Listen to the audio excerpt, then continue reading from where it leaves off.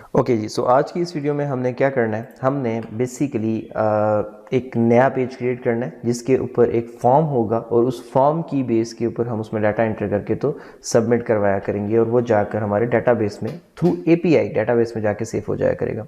तो मैं blazer project के अंदर आ चुका हूँ, यहाँ से पेजेस पे जाता हूँ, यहाँ से राइट क्लिक करता हूँ पेजेस पे और ऐड के ऊपर जाके रेजर कंपोनेंट पे जाता हूँ और यहाँ से इसका नाम मैं रख देता हूँ क्रिएट स्टूडेंट। ठीक है जी, क्रिएट स्टूडेंट नाम का मैंने कंपोनेंट बना लिया। इसके ऊपर मैं एक पेज एक्टिव लगा देता हूँ, ऐड पेज और डबल ऐसे करके तो क्रिएट और स्टूडेंट ये लग गया। अब इसको हम एक दफ़ा रन करके देख लेते हैं कि बिल्कुल सही से नज़र आ रहा है और चल रहा है। तो उसके बाद हम क्या करते हैं कि हम आगे चलते हैं। तो क्रिएट स्टूडेंट को हम चला लेते हैं सबसे पहले।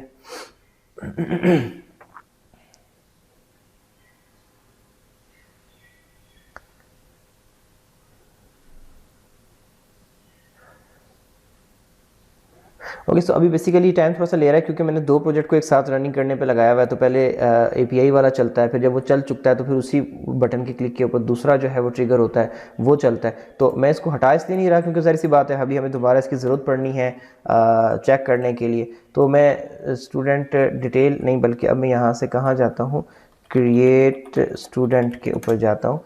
तो ये पेज देखते हैं अभी हमारे पास सामने आता है या नहीं आता और एक दफ़ा कंफर्म। हाँ जी, क्रिएट स्टूडेंट का पेज आ चुका है हमारे पास। अब हमने इसके ऊपर काम करना शुरू करना है। सही हो गया। अब सबसे पहले जो हमने इस पर काम करना है वो क्या करना है कि हमने एक फॉर्म तैयार करना है। तो फॉर्म तैयार करने के लिए मैं आ जाता हूँ अगेन डिव के अंदर, जिसको मैं लगा देता हूँ कंटेनर, और कंटेनर के अंदर आके एक और डिव जिसको मैं क्लास बना देता हूँ, क्लास लगा देता हूँ रो की, और उसमें अंदर आके एक और डिव जिसको मैं क्लास लगा देता हूँ कॉलैश 8 की, और उसके बाद इसके अंदर आके मैं यहाँ पे फॉर्म बनाना शुरू करूँगा। तो जो फॉर्म बनाना होता है हमने डाटा सबमिशन के लिए, यहाँ पर उसका नाम होता है एडिट फॉर्म। एडिट फॉर्म आपने बना लिया।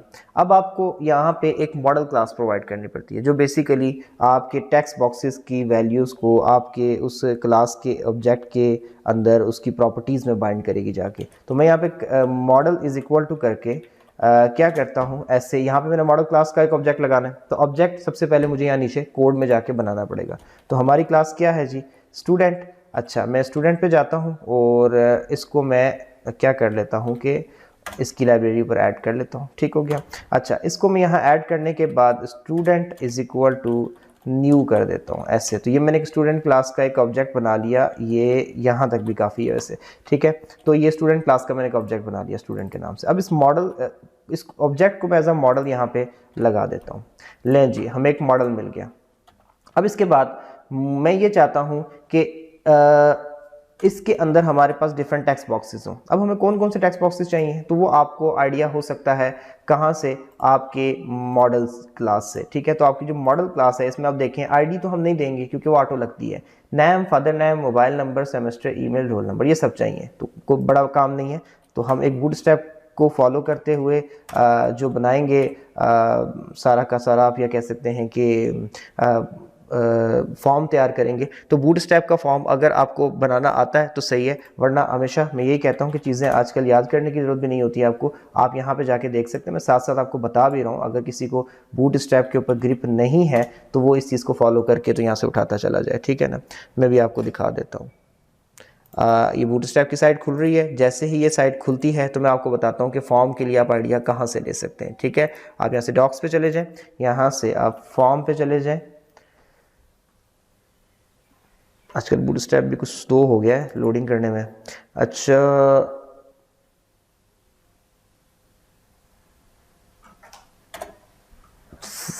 ये तो इसने हमारा रिसेंट उठा लिया। खैर, यहाँ लेफ्ट साइड से मैं चला जाता हूँ, यहाँ पे फॉर्म्स का ऑप्शन आ रहा होता है आपके पास, वो ये रहा फॉर्म्स। ठीक है, फॉर्म्स के अंदर आप लेआउट में चले जाए बेशक। ठीक हो गया, आप लेआउट में जाएंगे तो देखिए फॉर्म बने हुए आ रहे हैं आपके पास। ठीक हो गया, आपके पास डिफरेंट किस्म के फॉर्म यहाँ पे आपको मिल जाएंगे। अभी ये देखिए मैंने क्लास बनाई, रो बनाई, इस तरीके से। फिर आपने टेक्स्ट बॉक्स जो बनाना है उसको आपने फॉर्म कंट्रोल की क्लास देनी होती है। ठीक है, यहाँ से आपको आइडिया मिल जाएगा। जो लेबल आपने बनाना है उसको आपने फॉर्म लेबल की क्लास देनी होती है। सही हो गया। इसी तरीके से आपको कॉलम के अंदर आप जाके डायरेक्ट काम कर सकते हैं, ठीक है ना। आप इस तरीके से डिव्स बना सकते हैं, क्योंकि एक जो फॉर्म होता है वो फॉर्म के अंदर जाके आपको दोबारा बूटस्ट्रैप के 12 कॉलम मिल जाते हैं। तो इसने 6 कॉलम को यूज़ करके ये पहला बना लिया, पहला टेक्स्ट बॉक्स बना लिया, और 6 कॉलम को यूज़ करके दूसरा, तो बेसिकली दोनों एक दूसरे के सामने आ जाएंगे, ठीक है। फिर जब इसने 12 कॉलम्स को यूज़ करके एक बना लिया तो बेसिकली ये आपका ये बन गया। तो खैर इस डिटेल के अंदर हम चले गए तो काम लंबा हो जाएगा। तो मैं बेसिकली क्या करता हूँ कि आपके सामने इसी अप्रोच को यूज़ करके या इससे हल्की सी मॉडिफाइड अप्रोच को यूज़ करके आपके सामने काम कर लेता हूँ। मैं यहाँ पे जाके class is equal to form group कर देता हूँ इसको, ठीक हो गया। फॉर्म ग्रुप की क्लास लगा देता हूँ मैं इसको, और आई थिंक सो यही क्लास होती थी, सजेशन में क्यों नहीं दी। जब कुछ सजेशन में नहीं आता है ना तो सच्ची बात यह है कि यार डाउट हो जाता है कि पता नहीं क्लास थी भी या, लेकिन खैर चले हम आगे चलते हैं। और अब क्या करते हैं कि यहाँ पर जाकर हम इसके अंदर एक लेबल बनाते हैं, सही है। और लेबल का नाम हम नेम रख देंगे और इसको क्लास हम लगा देंगे, class is equal to form label. और इसके बाद हमें टेक्स्ट बॉक्स बनाना है। तो यहाँ पर आपके ब्लेज़र में टेक्स्ट बॉक्स बनाने का तरीका क्या होता है, इनपुट टेक्स्ट, ठीक हो गया। अगर आपने टेक्स्ट एरिया बनाना है तो इनपुट टेक्स्ट एरिया इस तरीके से आपके बने बनाए हैं। आप लिखोगे तो आपको सजेशन में आइडिया हो जाएगा कि कौन सा नंबर के लिए, कौन सा टेक्स्ट के लिए। तो इसको हम क्या दे देंगे, फॉर्म कंट्रोल की क्लास दे देंगे। तो ये हमारा टेक्स्ट बॉक्स तैयार हो गया। और इसको हमने फॉर्म कंट्रोल की क्लास देने के साथ साथ क्या करना है कि हम ये चाहते हैं कि इस टेक्स्ट बॉक्स में जो वैल्यू डाली जाए वो हमारी मॉडल क्लास की नेम प्रॉपर्टी पे जाके बाइंड हो जाए। तो इसके लिए हम यहाँ पे बाइंड वैल्यू को कॉल करेंगे और इज इक्वल टू करके स्टूडेंट, जो हमारा ऊपर मॉडल लगा हुआ है उसका नाम क्या है, स्टूडेंट, स्टूडेंट डॉट करके नेम के साथ इसको बाइंड कर देंगे, ठीक हो गया। अब ये देखें, ये हमारा एक नेम बन गया। अब इसी को हम कॉपी करते हैं और नीचे लगाकर तो नेम के साथ यहाँ पे फादर नेम कर लेते हैं और स्टूडेंट डॉट करके ये इसको ऐसे करके यहाँ पे फादर नेम लगा लेते हैं।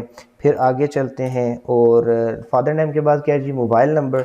तो अब देखिए मुझे लिख लिया था मैंने, उसी को मैं बार बार लगाए जा रहा हूँ। तो ये बड़ा बेनिफिट हो जाता है आपको इसके अंदर काम करने का। तो अब मैं यहाँ जाकर डॉट करके इसको मोबाइल नंबर कर लेता हूँ।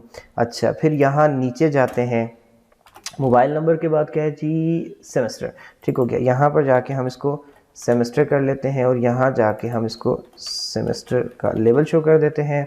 आगे चलते हैं और नीचे चल के तो अब सेमेस्टर के बाद क्या है, ईमेल। तो हम ईमेल कर लेते हैं और यहाँ पे भी जाकर इसको हम डॉट ईमेल लगा देते हैं।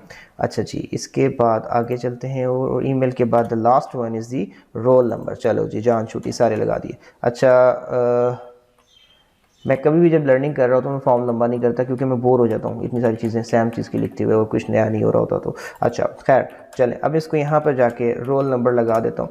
तो क्या हो गया अब तुम्हें, अच्छा हम इसको यहाँ देख लेते हैं जाके, dot roll number, here it is. I think so कि मैंने कोई गलत क्लिक किया है या कुछ, जिसकी वजह से डिस्टर्ब हो गया है कुछ। Can not convert, okay okay okay. अच्छा, वो ये कह रहा है कि रोल नंबर बेसिकली आपका इंटीजर है ना, तो इसको हमने यहाँ से इनपुट ऐसे करके नंबर कर देना है, ठीक हो गया। तो अब ये सही हो जाएगा, ठीक है। ये चीज़ भी देख लें, आपके सामने आगे बताया था ना, नंबर के लिए भी आपको मिल जाता है अलग से। अच्छा, ये देखें, अब हमारा फॉर्म तैयार हो गया। इस फॉर्म के अंदर एक चीज़ की कमी है और वो क्या है, बटन। तो इसको मैं सबसे पहले तो बटन का एक टैग बना लेता हूँ और इसके अंदर जाके मैं क्लास लगा लेता हूँ btn डैश सक्सेस। और इस बटन का जो नेम है वो मैं रख लेता हूँ क्रिएट, नहीं क्रिएट तो नहीं किया जाता स्टूडेंट, सेव किया जाता है स्टूडेंट, ठीक है, सेव स्टूडेंट। अच्छा, सेव स्टूडेंट। अच्छा, अब इसके बाद में इसकी type is equal to submit लगाने की कोशिश करता हूँ। यहाँ पे type is equal to submit. तो अब जब हम ये सारा डाटा लिखेंगे तो टेक्स्ट बॉक्सेस में पड़ा हुआ डाटा इस मॉडल क्लास की इन प्रॉपर्टीज़ के साथ बाइंड हो जाएगा। और ये मॉडल क्लास बेसिकली कहाँ है, ये रही। अब बाइंड होने के बाद मैंने क्या करना है, मैं ये चाहता हूँ कि जब सारा डाटा बाइंड हो जाए तो जब मैं बटन, ये सबमिट का बटन दबाऊँ तो कोई एक ऐसा फंक्शन रन हो जो इस सारे डाटा को API के उस पोस्ट करने वाले लिंक से, एंड पॉइंट से डाटा को डाटाबेस में पोस्ट कर दे। तो उसके लिए मुझे क्या करना पड़ेगा, यहाँ पे एडिट फॉर्म के अंदर जाके ऑन वैलिड सबमिट के ऊपर कोई एक फंक्शन लगाना पड़ेगा। मैं फंक्शन का नाम लिख देता हूँ क्रिएट स्टूडेंट। तो क्रिएट स्टूडेंट नाम का फंक्शन मैंने लगा दिया। तो कहाँ है, मेथड कर देते हैं इसको। चलें, अब क्रिएट स्टूडेंट मेथड कहाँ है? कहीं नहीं है। हम यहाँ नीचे जाकर नीचे एक प्राइवेट वॉइड क्रिएट स्टूडेंट के नाम से मेथड बना लेंगे। तो जब हम इसको बना लेंगे तो वो ऊपर डिटेक्ट कर लेगा, जो वाइट था वो येलो हो चुका है, देखें सही हो गया। अब जैसे ही मैं सेव के बटन को दबाऊंगा तो क्रिएट स्टूडेंट मेथड रन हो जाएगा। अब इस क्रिएट स्टूडेंट मेथड के रन होने पे मैंने क्या करना है? मैंने सबसे पहले वो पॉइंट एक्सेस करना है जहाँ पे मैं डाटा डालना चाहता हूँ। तो उसको एक्सेस करने के लिए मुझे टॉप पे इंजेक्ट करना पड़ेगा। क्या इंजेक्ट करना पड़ेगा? HTTP क्लाइंट एंड HTTP, ये इंजेक्ट हो गया। अब मुझे यहाँ वापस आके HTTP डॉट, जब डाटा भेजना हो, जब लाना हो तो उसको गेट कहते हैं, और जब भेजना हो तो आप पोस्ट कहते हो, पोस्ट एज जेसन एसिंक।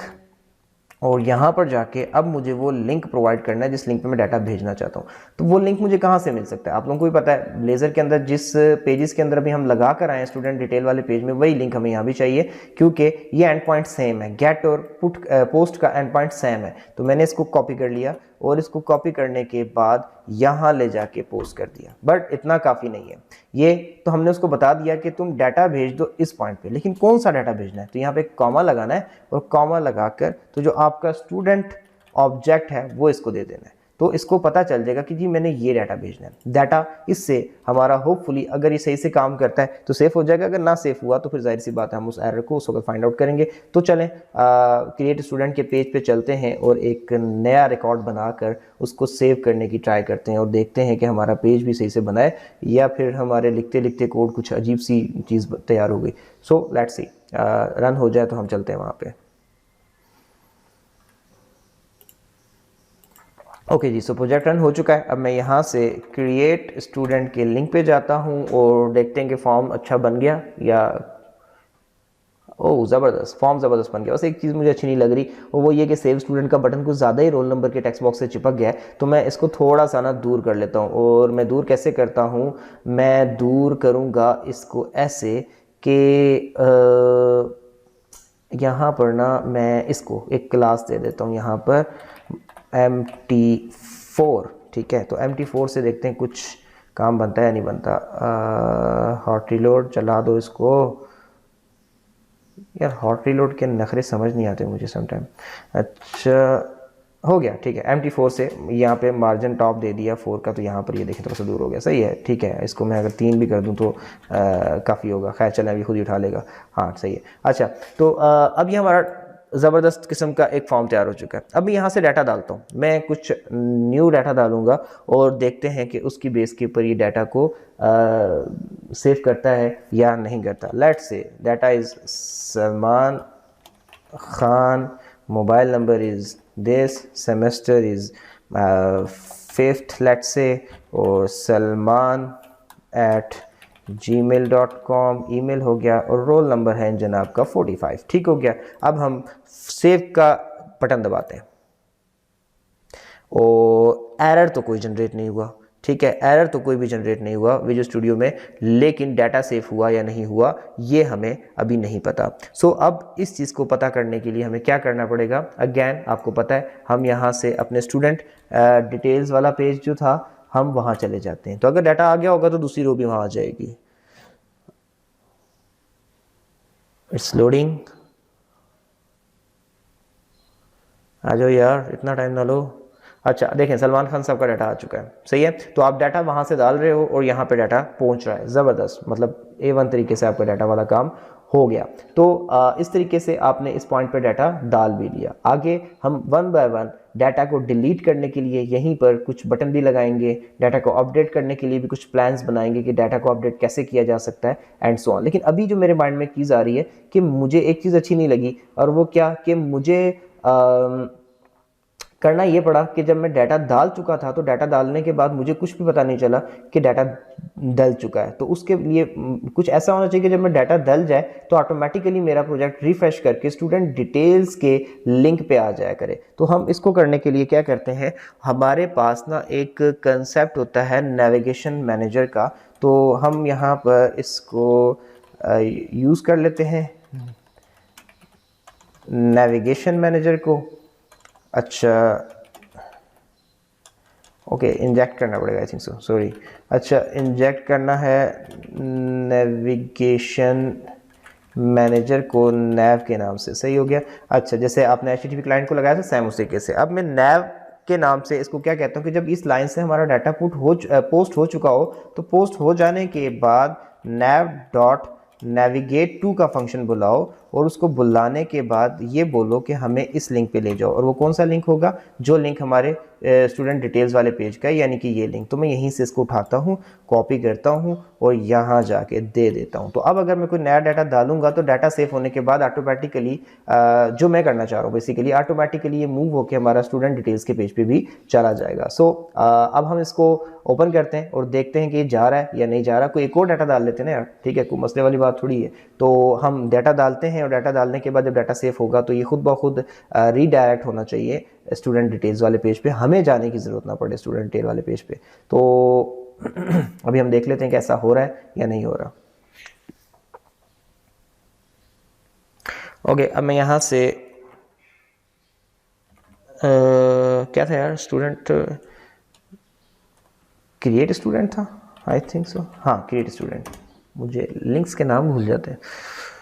अच्छा, अब मैं यहाँ जाकर कुछ कर देता हूँ, student name is the ABC, father name is XYZ and phone number is this end semester is something like 7th और ईमेल इज़ abc@gmail.com और रोल नंबर इज़ समथिंग 10, 11, 12 कुछ भी कर दो यार, ठीक है। अच्छा, अब इसके बाद सेव स्टूडेंट, मैंने सेव का बटन दबाया और मैं स्टूडेंट डिटेल के पेज पे आ चुका हूँ एंड इट्स लोडिंग, और डाटा नहीं आया। ओह, ये क्या, डाटा कहाँ चला गया?